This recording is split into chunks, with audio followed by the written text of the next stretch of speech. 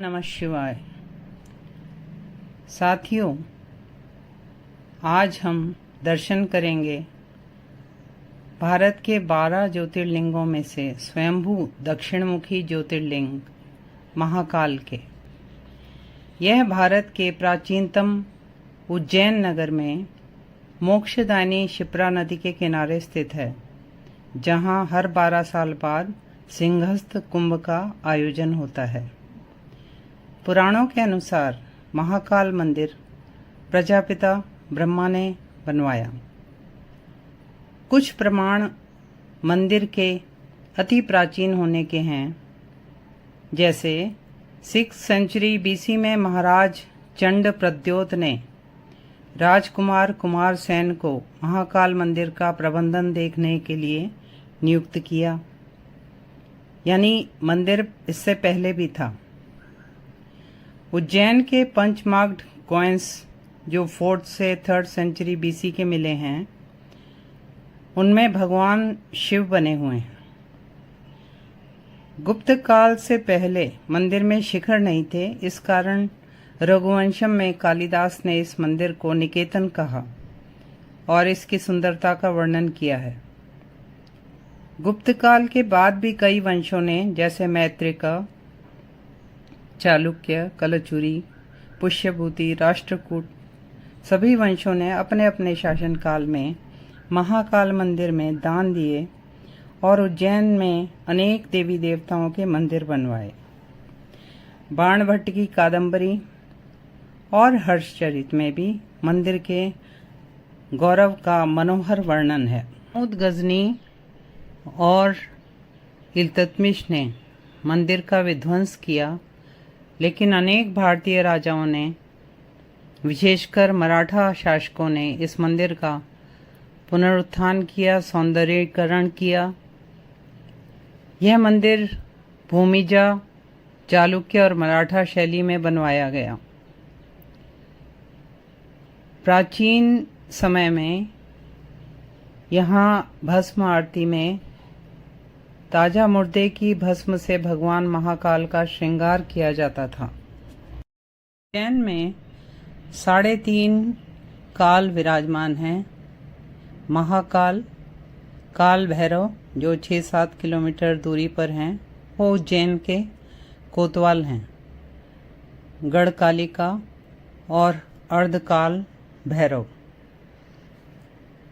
महाकालेश्वर ज्योतिर्लिंग 3 खंडों में विभाजित है।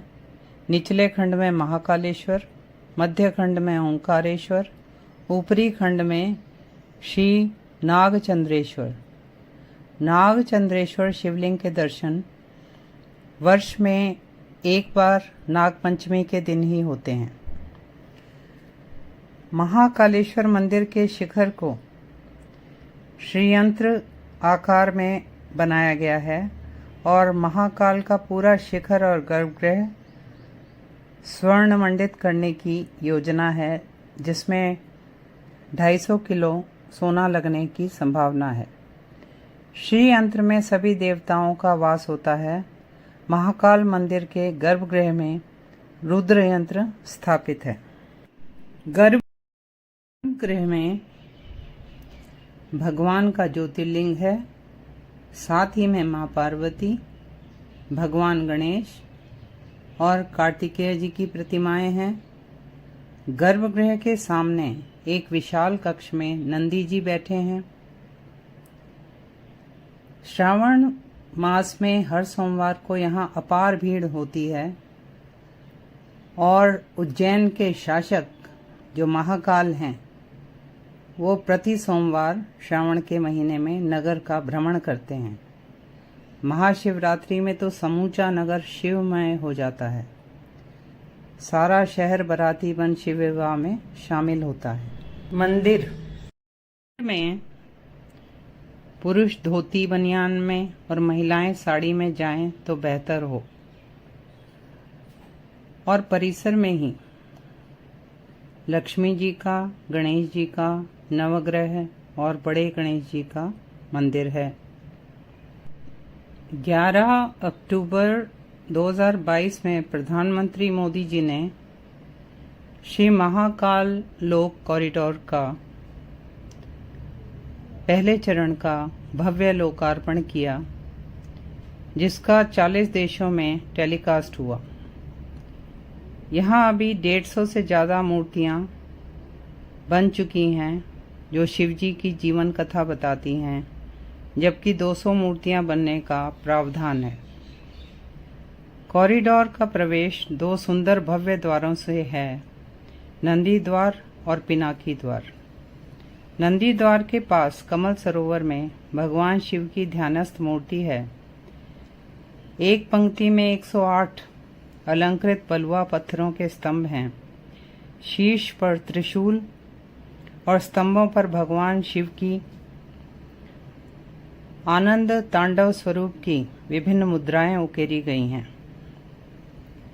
अब सारा क्षेत्र खुला खुला प्रतीत होता है और ये हमारी प्राचीन संस्कृति का एक सुंदर रखरखाव है।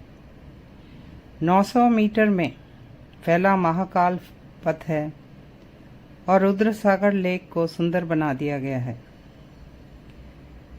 म्यूरल वॉल पर शिव पुराण की कथाएं उकेरी गई हैं, जैसे सती दक्ष जी की कथा, गणेश जी की जन्म की कथा। पूरा कॉरिडोर काफ़ी वेल प्लान्ड है और यह उज्जैन की एक नई पहचान बन चुका है। शाम को यहाँ आने का ज़्यादा आनंद अनुभव होगा। यहाँ भारत माता का मंदिर भी है, जिसमें 12 ज्योतिर्लिंग दिखाए गए हैं। शिवजी की विशाल मूर्ति के पीछे कैलाश बना हुआ है, जिसमें कंस्ट्रक्शन का कार्य चल ही रहा है। शिवजी के विषपान का समुद्र मंथन के बाद शिवजी की बारात का, हनुमान जी का, माँ काली का, गणेश जी का, कार्तिकेय स्वामी की, माँ पार्वती की, सप्तऋषियों की मूर्तियाँ भी बनाई गई हैं। त्रिपुरासुर वध भी दिखाया गया है। यहाँ टेक्नोलॉजी का सुंदर प्रयोग हुआ है। प्राचीन और नवीन का सुंदर संगम, जिसमें हर मूर्ति के पीछे की कहानी आप टेक्नोलॉजी के जरिए जान पाते हैं। इस सारे स्थान की मॉनिटरिंग और कंट्रोल आर्टिफिशियल इंटेलिजेंस और सर्विलेंस कैमरों से किया गया है। महाकाल मंदिर के पास हरसिद्धि माँ का मंदिर है, जो कि 51 शक्तिपीठों में से एक है। उज्जैन की भूमि कालिदास की, राजा भर्तृहरि की, श्री कृष्ण, श्री बलराम, श्री सुदामा जी से जुड़ी भूमि है। यहीं पे संदीपन आश्रम में उन्होंने विद्या प्राप्त की थी। शिव पुराण के अनुसार इस भूमि पर सज्जनों की रक्षा के लिए, दूषण जैसे दैत्यों से बचाने के लिए भगवान शिव ने महाकाल रूप में खुद को प्रकट किया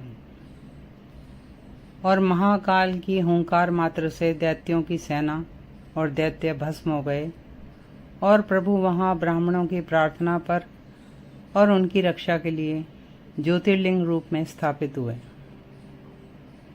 साथियों, अब शिव तत्व की कुछ मूल बातें करते हैं जो शिव भक्तों को आनंद देंगी।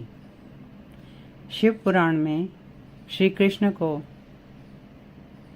शिव और शिवा का यथार्थ स्वरूप बताते हुए महर्षि उपमन्यु कहते हैं कि जैसे माता पिता के बिना पुत्र का जन्म नहीं होता, उसी प्रकार भव और भवानी के बिना इस चराचर जगत की उत्पत्ति नहीं होती। भगवान शिव भास्कर हैं तो भगवती शिवा प्रभा हैं। कोई शिव को निर्गुण मानते हैं, कोई सगुण, किंतु जो अयोग्य भक्त भी सर्व भाव से परमेश्वर की शरण में आ गए, वे उन परम कारण शिव को बिना यत्न के ही जान पाते हैं। भगवान की कृपा से ही भक्ति होती है और भक्ति से ही उनकी कृपा प्राप्त होती है। भगवान शिव का आदि अंत और मध्य नहीं है। वे गुरुओं के गुरु हैं, काल के भी काल हैं, इसीलिए महाकाल हैं। साथियों, आपको मेरी यात्रा पसंद आ रही है तो please like, share and subscribe this channel. Thank you for watching this video. Jai Mahakal.